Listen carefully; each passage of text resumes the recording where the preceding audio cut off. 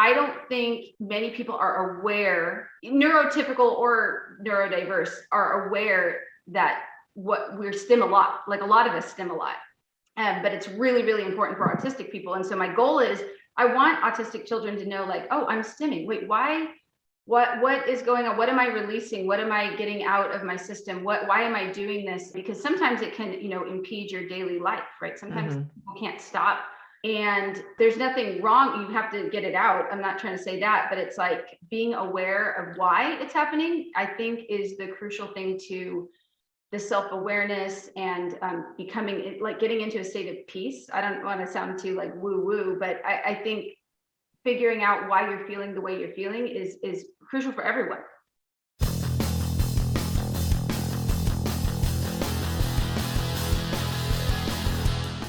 Hello, everybody. This is Christy Houle, your host of the Classroom Matters podcast, and I am here today with Erin Garcia, who is on a mission, and you will find this out as we chat today, to make the world more inclusive. As an author, teacher, and parent of an autistic child, she is able to share misunderstandings and mistakes that she has encountered in an effort to help others navigate these uncharted waters. Erin has a gift of speaking the truth without outraging those who will ultimately need to change their beliefs and behaviors. She has written 2 books. The most recent book is The Case of Sensational Stims. The other one is Tiger Livey. The Case of Sensational Stims celebrates neurodiversity and shows how to assist those with unique sensory needs. And we'll explain a little bit more about Tiger Livey as we get into this episode. So Erin, thank you so much for being on the show. I'm so excited to have you. We've already had some really great conversations between the two of us. And I know that our listeners are going to really want to hear some of the things that you're doing, but go ahead and just start by giving us a little bit of background into what really got you to doing some of the work that you're doing today. Oh, that's a good question. I have a lot of things, and I never thought I would be here today talking to you, but I'm so grateful. I am a person who has always obviously loved reading and writing. And so I've been an English teacher for 15 years at a large school district in California, public school district. It's non-unionized. And I really enjoy reading and writing. And so that's always been the thing that I love to do. And I think there are a lot of things that got me to where I'm at right now. And I would say some of the big ones were I grew up, I have 2 brothers, and my older brother has some pretty significant special needs. He has a skeletal syndrome and a pretty traumatic birth situation where some oxygen was deprived at birth and things like that. And anyways, I remember growing up and always wondering, why is he like this? Why is he the way that he is? And we grew up really near LA, so he got a lot of really cutting edge early childhood intervention because we lived near Children's Hospital, Los Angeles. But I remember perpetually asking that question. And one of the things that I think my parents did because they thought it was a good thing to do or a right thing to do was like, well, he's just like all of us. He's just like the rest of us. And I remember thinking in my head, okay, well, that's what mom and dad say, so that's what it is. But he isn't just like the rest of us. And so I always felt very confused, and it's really a hard thing to articulate. And anyone who's grown up with someone who has special needs knows that all the social stigmas and all the tricky situations and all the hurtful things people can say and do. And I grew up with that as part of like my normal thing. And of course, I'm 5 years younger than him and very involved in school and sports. And it wasn't hard for me in any way, shape, or form the same way it was for him. Now, growing up is hard in general for everyone, but not like it was for him. And I knew that. So one of the weird things that I think is really common if you have a special needs person in your family is you can kind of dismiss any of your own personal needs because you're comparing it to someone who has really high support needs. And comparatively, you're like, oh, what am I complaining about? And so anyways, growing up, I also had a lot of like stomach aches, stomach issues, like weird things that maybe were anxiety, maybe not, I don't know. But in my early 20s, I got diagnosed with celiac disease. And when I learned about that and what that meant, and it was really weird how I learned about it, but I changed my diet. And then I was like, wow, I feel so much better. You don't have to have a headache all the time. You don't have to have a stomach ache all the time. You don't have to. And so when I started learning about that, I was like realizing that meeting my own needs is really important. but I'm not fearful of like medical diagnoses because I had a brother like my brother. And so, being in hospitals, learning about healing from illness, healing from disease, side effects from medication, all of that stuff doesn't freak me out. I think the same way it might with someone who didn't have any experience with it, because he has had probably over 40 surgeries, I think maybe 30 surgeries.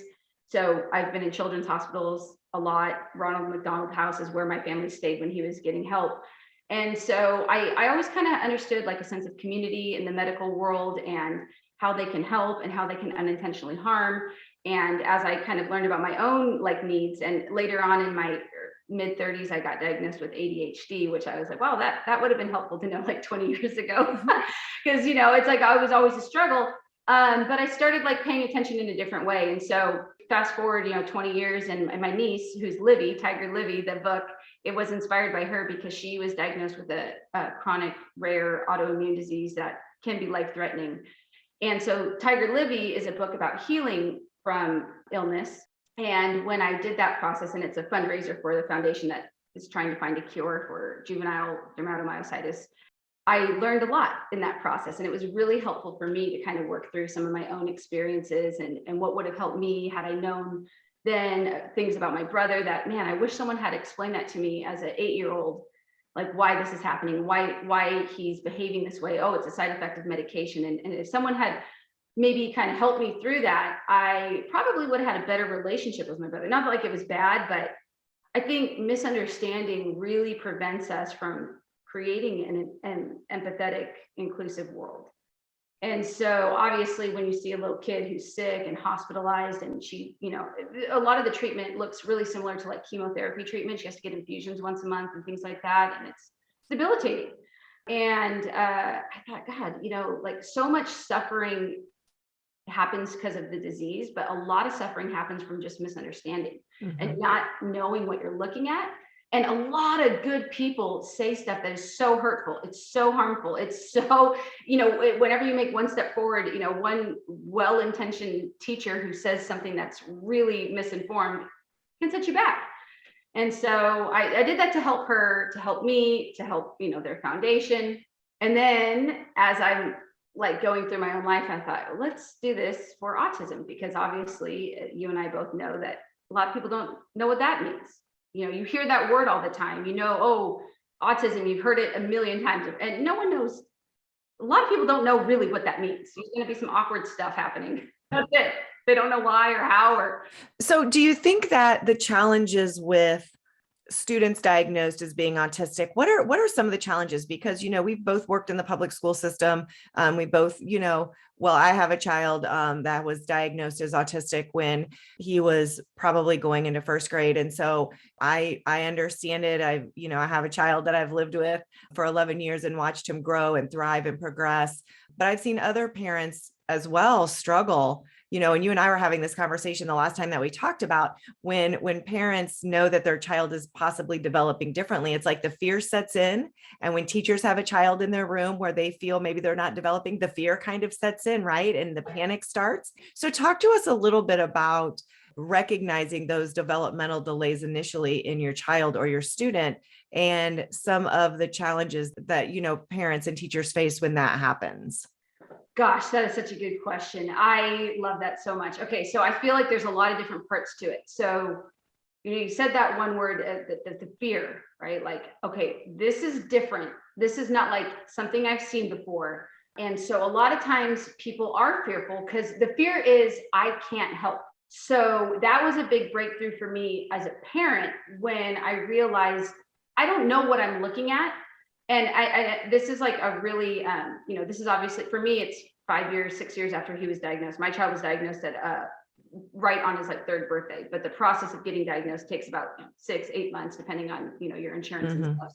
So I'm giving you the abbreviated Cliff Notes version. But when I was able to articulate, I don't know what this means, and even when I would read medical definitions of autism, I was like, this isn't helping me. And I think I know why now, but at the time I didn't.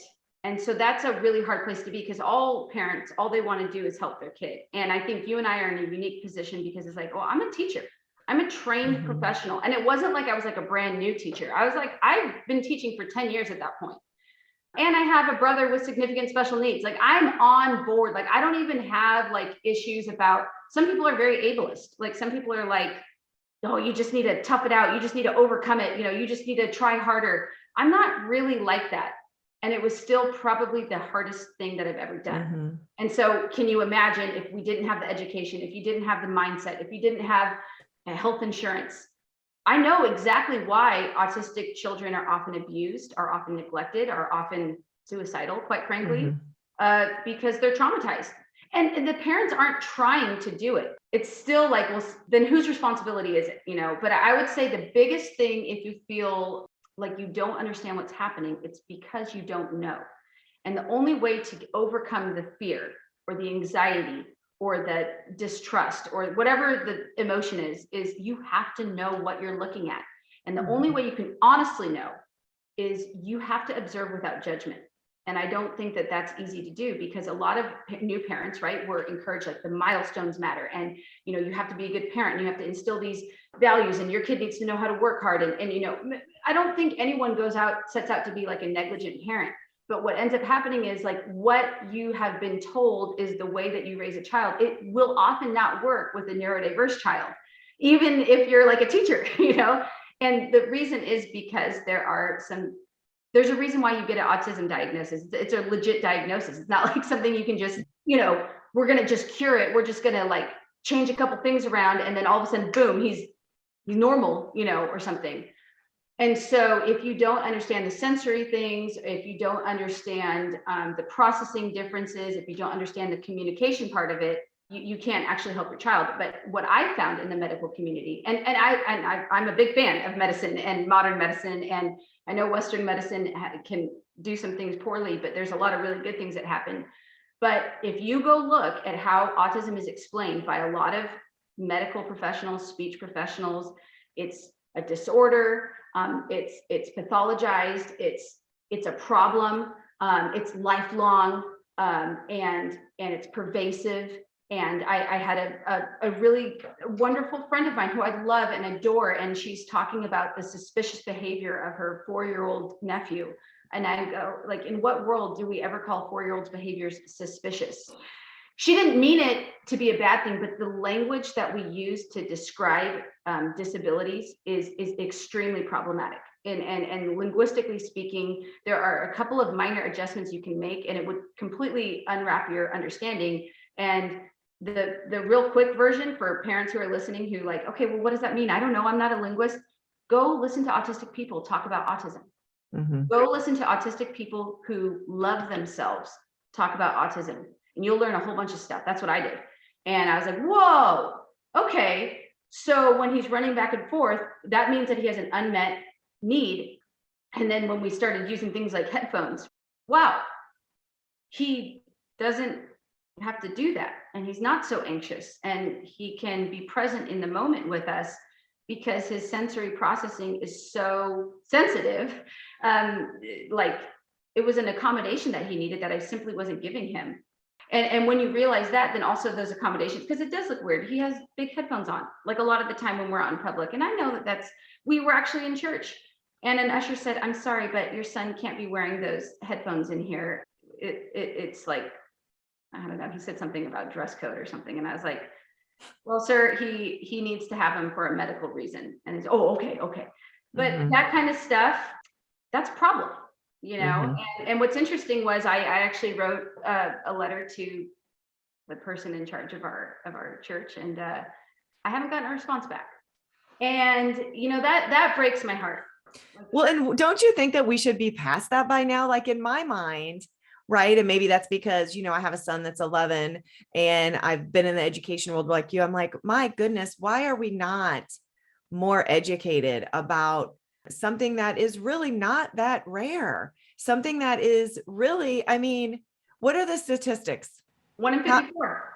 1 in 54. I mean, when you look at the population of the United States, that's a large number of people. I mean, I have several people in my life who have children that are autistic. And, and I don't know if our listeners that, that are in, have relationships with kids or have their own kids or have students that are diagnosed as autistic, but, at the beginning, it is kind of a shock. And I can remember the first year or two when he was younger, sort of that being like my go-to at the beginning of every time we went somewhere. Oh, he's autistic.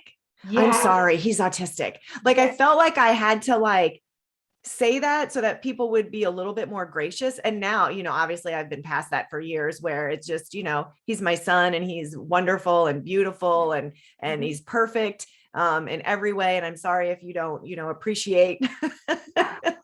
You But learn to get over that, right? Yeah. I used to do the same thing. I would like disclose this thing, and it's like, doesn't need to be private. Because it's not something, I don't want to whisper the word autism and act like it's something that we need to be ashamed of.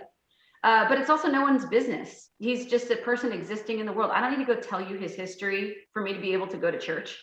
And ironically, it's like church, everyone's supposed to be included, right? Everyone, why do we even go to church?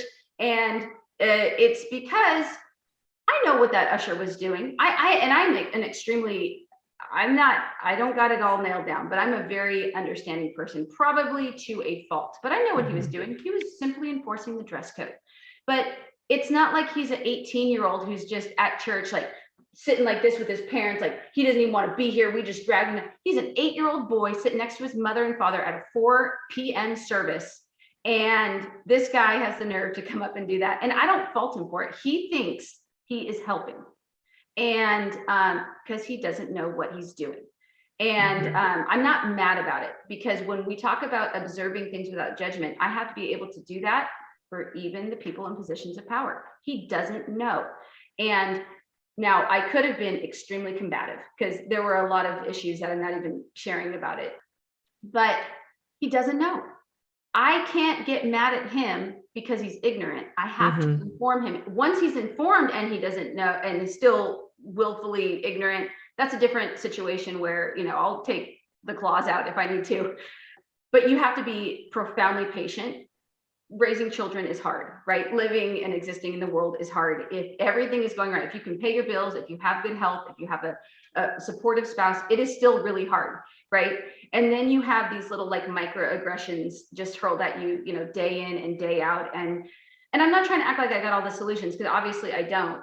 I mean, it's hard. My son's still in a general education public school, and I believe in public education. I think there's a lot of really cool things that happen, but no, it's not going great. So I don't want to act like I've got the magic pill and everything's perfect, but I do believe in community.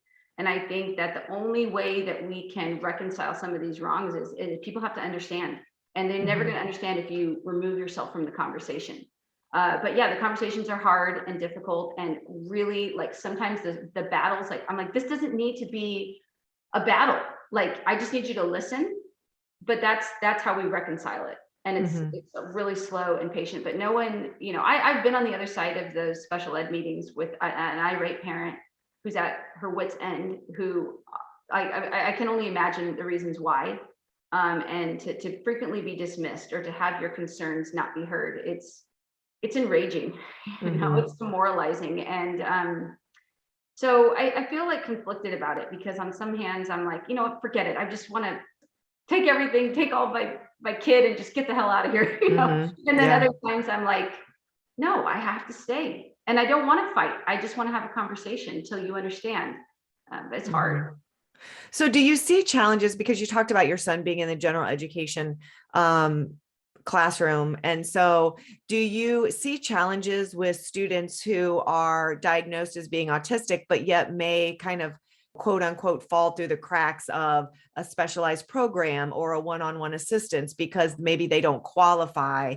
Because, all students or children, not just students, but all children that are diagnosed as autistic there are so many levels and layers to it that they're not all one size fits all. So 100%. Do you see challenges with that, with kiddos that are still sort of just sitting in this general education classroom and struggling because they don't qualify for special services?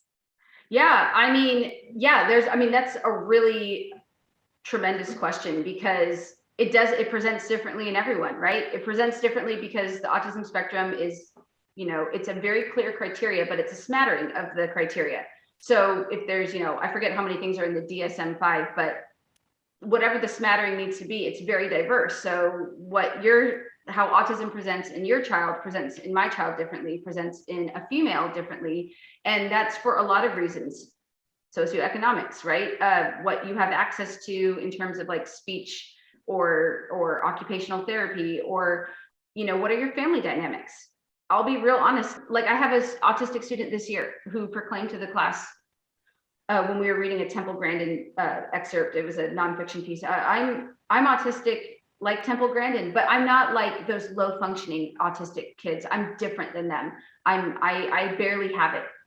And he says this in front of the whole class. And to me, I'm like, he feels like his autism is a thing to overcome. Like it's something to, like, he's not ashamed of it because he publicly pronounced it, but it's like, I'm fighting it and I'm getting over it. And that's how he's been trained by his parents. And so I think it's like that. And then kids who have much more like higher support needs, like who have really high like sensory needs and things like that, who parents can't just tell them to tough it out or just overcome it, and those are kids who maybe stim quite a bit. And it, like we have a special program at my high school, and I see this young man and he walks around like this all day because I'm sure he has very like significant auditory issues. And instead of someone giving him headphones, no one has given him headphones or earplugs, and he's walking around like this all day. So he's lost his hands and he's covering his ears. So tell me how we're going to have a conversation with this young man who has to do this all day to literally get through the day. So I think it's like, how do we meet a child's needs to prevent them from falling through the cracks? And that's not even counting the kids who go undiagnosed. I have a female student in my class who I'm like, wow, there are a lot of check marks for autism. And I finally had to have a conversation with mom, and I included the daughter. She's 15. And we talk about what's going on. And I said, and they've been trying to sort of kind of seek help. And they've had her in a private school, which, by the way, private school, I'm all for it. And charter schools are awesome. But if you have a special need, it is often not a great place for you to be because they don't service you. And I think that her mom put her in that place because they knew something was up. But a lot of parents are in denial and they don't want there to be something wrong. And they think that if they just try harder and push their kid more and punish them more, that maybe things will get easier. And so basically I said, have you guys thought about exploring with your doctor, like what maybe autism might that be something to rule out? And you would have thought the daughter was like, you're calling me autistic? What? Yeah. And I'm like, I am not diagnosing anything. I'm just thinking it's something that you might want to explore. What was interesting was the daughter blew up because I know what autism to her probably means. An intellectual disability is probably what she thinks it means. And she's for sure has no intellectual disability. She, quite frankly, she does all of her work outside of class. She can't do anything in class, but she can do it all by herself. She doesn't have an intellectual disability. And a lot of people have that misperception. And that prevents people from helping their child meaningfully. Now, obviously, autistic people can be intellectually disabled, but that's something else. But the mother was extremely quiet. And she was like, well, how would we go about doing that? And that already told me, like, she's already got some ideas, and so I linked them up with the school psych, and now it's kind of out of my hands. But I share this because when we talk about falling through the cracks, it looks real different for a lot of different people. And how do you prevent it? I think one is you have to like look at those warning signs and be like, whoa, this is a big deal. Your kid, like, it doesn't have to just be autism, but when kids fall through the cracks, it's because we ignored warning signs. Like I have a young man who I had him last year, could not read. He could not read. He was in the 10th grade. He couldn't read. And I'm like, how in the heck are you in the 10th grade right now? Why are you in this class? You cannot read. And it's not because I don't want him there. He can't do what we're doing because he was passed along in 1st grade, and 2nd grade, 3rd grade, 4th grade, 5th grade. And the reality is he had a lot of behavior issues because he could not do, and it was probably terrifying every single day. And behaving the way he did got him out of that terrifying situation. Yeah, it was still bad, but it wasn't as bad as sitting in this room not knowing what the heck was going on.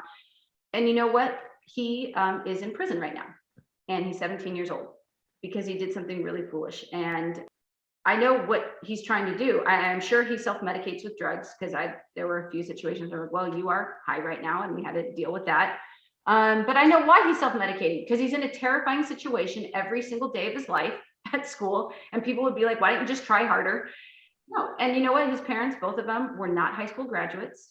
So could they access the school system? No. They were probably terrified of it too. Mm-hmm. And now we have the cycle continuing. And Yeah. I know I'm going like a little bit outside the autism realm, but when we talk about falling through the cracks, it's like, how do we see a need and then actually meet the need in a quick, meaningful way?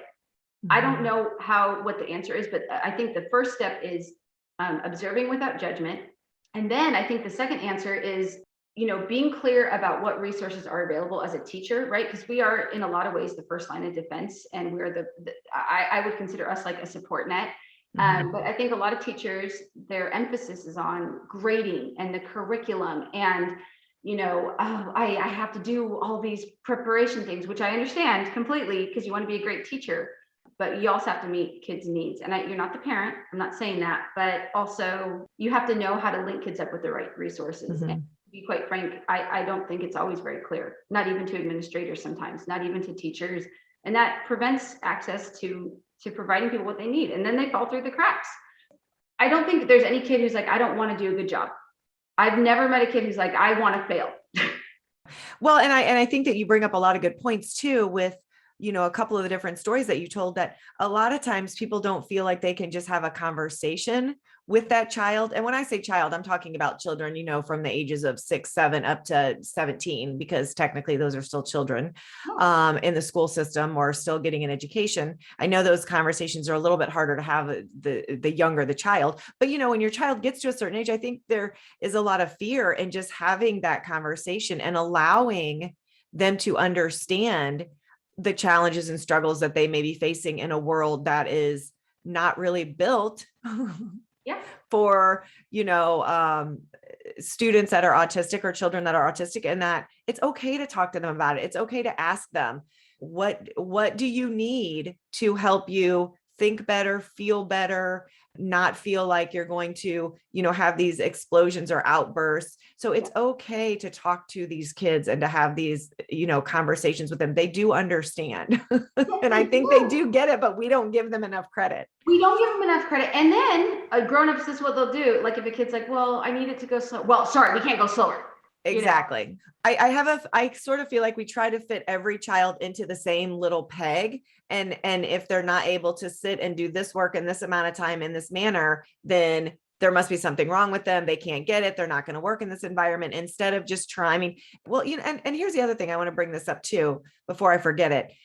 All children, whether they are neurotypical or neurodiverse, have their own struggles and issues. I mean, my goodness, I have a 17-year-old right now that is, society deems as normal, but let me tell you, he's struggling. And a middle schooler, they've got their own set of issues, right? But we seem to work around those, and it's normal, and it's this and it's that. And I just don't think there's the same amount of inclusion with students that are, labeled as autistic. And I hate the word normal. And I know that's hard to get away from, but when people say, he's not a normal, he is normal. He just has different needs than you or I or someone else. But I want to talk about the Case of Sensational Stims. I want to make sure that listeners understand, like, what's the idea behind this book, and what's sort of going on in this story with Joey? Oh, I love that question. I wrote it because I said, gosh, what would have helped me when my child was first diagnosed? I mean, I would say that that's the first thing. It is for children, but I can't tell you how many grown-ups have read that book and were like, oh, whoa, I had no idea. And I tried to make it's child friendly. Kids can read it and they're like, oh, I get it. But adults read it, they're like, oh, and it helps people when they see stimming, like what we were talking about, when kids are hand flapping, rocking back and forth, biting their nails. One of my son's stims, I think, is, I don't know if it's technically considered it, but he'll draw 200 pictures a day. He just draws and draws and draws and draws and draws. I think it's similar to what you're talking about when your son swings back and forth. I think that's like that for him. And I think that a lot of people, when they see stimming, get very judgmental because they don't know what it's actually doing to regulate someone's nervous system. And so we try to suppress it as parents, but autistic children grow up to be autistic adults. And I have seen autistic adults sitting like maybe outside of a coffee shop, rocking back and forth. And you know what people do when they see an adult doing that? They call the police. And autistic people are almost twice as likely to be arrested by law enforcement than neurotypical people. And it's because I think a lot of times when they're stimming in public, it looks suspicious. And so for me, when I learned about this, before I wrote it, I was like, oh my God, that could be my kid. That could be my kid. And I don't want that to be my child. I want people to know what they're looking at when they see it. So I obviously am not going to write a downer book about oh, autistic people are way more arrested. Like that's not appropriate for children's books. But I'm like, okay, well, what would be the flip of that? How can we celebrate stimming? How can we understand stimming for what it is? And how do we model how neurotypical people can be allies for neurodiverse people? And so his sister, Elise, helps him solve the mystery of the thing that's causing him distress. And so, spoiler alert, she helps him and they solve the mystery. And it's not really a big mystery. It's believing an autistic person when they tell you a need that they have. And the need was, I can hear something that's bothering me. And, it was really interesting because I consulted with, actually the illustrator is autistic, Christian Baez, he's wonderful. And he did all those illustrations. So I obviously had him to help me consult. But I also worked with occupational therapists, and it was really an interesting conversation because the occupational therapist who I worked with had actually helped my son in school, and she was like a dream. She was so wonderful. And that's how I keep saying this phrase, like, observing without judgment. She had that gift because she really understood. But an interesting thing and I love her and she's amazing. And she now she trains occupational therapists now, which I'm like, yay, thank you. You're going to do so much good. She had a little critique in one of my drafts, and it was like, well, autistic people don't actually physically hear better than a neurotypical person. Their sense of hearing is not actually better. So I feel like you don't want to give people that impression. And I talked about it. There's a blogger, an autistic blogger who helped me too, and my Quincy Hansen, he's wonderful. I shared with him this situation because I was like, yeah, but that's not really the point. The point is that it's so sensitive for him. He can't stop hearing this noise. And he hears things like my son, and this is obviously based off of my own children, but my son hears things where I'm like, what do you, right. And he can hear things before I do it. He hears things that once he brings my awareness to it, I'm like, oh my gosh, what is that vibrating? Oh my gosh, the fridge is having an issue, but I can block it out and he can't. And that's the difference. And what Quincy brought up was, he said, look, it's irrelevant. That is not the important point to be emphasizing. The point is that whatever our processing is in the autistic mind is, we can't shut it out. We can't turn it off. And there's no way for us to do that. And I don't think the occupational therapist meant anything by it. And she's wonderful and so knowledgeable. And I don't mean anything by it, but sometimes we can emphasize the wrong thing. Like she is technically correct. At the same time, well, then why do autistic people need certain accommodations and supports? It's because their sense of hearing is, for whatever reason, it's processing differently, which, I mean, it is a processing difference between autistic brain and a neurotypical brain. That's why you even have a diagnosis. And that's what we're really talking about. And so that's a complex, nuanced thing. And how do you explain that briefly? But I tried to address, how do you help a child immediately? And you help them by listening to them, honoring their needs, and believing them, believe them when they're showing you that they need some help. And I don't think that that's common, to be honest with you, at least not in the education system. It's, well, you didn't do your work, so you got to do detention. And I'm not trying to be so woo-woo, because I get it. We got to hold kids accountable. We got to teach them how to be strong, but also wait, how come you're not doing your work? And genuinely pondering it. I know it takes a lot of bandwidth, but when a parent explains to you, like, my child is autistic and that's why he's struggling, people don't know what that means. I think a lot of teachers think it means, well, he's just going to have to learn, I'm sorry that you excuse him, but he needs to, and the point is missed. And so I don't want people to miss the point. So this is like a celebration of neurodiversity and allyship. And in the back, there's a glossary of of terms and things like that to really kind of quickly help parents. But that took me a lot of years to compile all of that. Yeah. I put it in a quick, easy thing, and hopefully it helps people. Yeah. Well, I love it. And I think what I love the most about it too, is you kind of mentioned the sister, but I love the fact that she was so willing. She was really focused on helping figure out what was bothering Joey to the point where he wasn't doing his normal activities that he enjoyed. And she wasn't going to stop until she could figure it out. She showed a few signs of little frustration, but she was very loving and was very adamant about helping him in a very non-judgmental way. And so I think that, the listeners will love it. It was a great book. I was telling you, I can't wait to read it to my son to see what his thoughts are on it. So Erin, tell us where we can find you. Where can our listeners get in touch with you? What's your website? Where can they buy your books? Oh, thank you for asking. So I have a website, sensationalstims.com, and it tells you a little bit more about the book if you want to know. Tiger Livey Project. Both of those are also my Instagram handles. And I have a blog that talks specifically about being a teacher and parent of autistic individuals, and that's at eringarciabooks.com. And both of those books, you can buy them Amazon, Target, Barnes & Noble, online. They're all available there. And I obviously have links on my websites and stuff if you want to just click on them. But yeah, they're easy to get. They'll get shipped right to your door. And, hopefully we can make learning about autism. It doesn't have to be this big, scary thing that we whisper about, Yeah, for sure. And for all of our listeners that are listening, we will also put all of those links to Erin's books and to her website, and where you can contact her in the podcast description. Well, Erin, thank you so much. It has been an absolute joy talking with you about this. Obviously, it's a topic that's near and dear to my heart as well as yours. So I truly applaud all of the work that you're doing to sort of bring to light some of these challenges that we're all facing when, we have an autistic child in our life. So thank you so much for being with us. Thank you. And likewise, your work is really, really important. I appreciate you so much. Yeah. Thank you. And this is Christy Houle signing off for this episode of Classroom Matters.